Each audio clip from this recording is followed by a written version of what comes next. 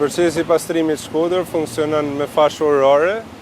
Janë aktualisht 2 makina që punojnë gjatë ditës dhe 4 makina që bëjnë evadimin e metjeve gjatë natës. Ne jemi të gatshëm për me marrë një qytet sa më të pastër sa vendi ku ne jetojmë, por problematikë kryesore për ne metet një hedhja e kutijave dhe metjeve të bizneseve, dhe 2 bllokimi i kalimit të mjeteve që realizojnë evadimin, sidomos gjatë natës, që është problem për me lajmëru njerëzit për me na hap rrugën, me na liru rrugën. Ne kemi për detyrë evadimin e kontinjerëve, të cilat janë vetëm për metjet urbane.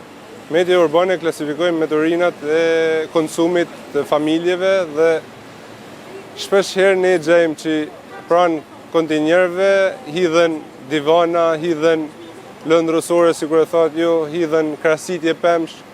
Në përgjithësi, në 90% të rasteve qytetarët janë shumë të rregullt dhe mendojnë për qytetin, mendojnë edhe për punën e palodhshme të punonjësve tanë, por ka raste sa të dush që hidhen metjet jashtë kontinjerëve. Kjo është një problem shumë i madh për ne.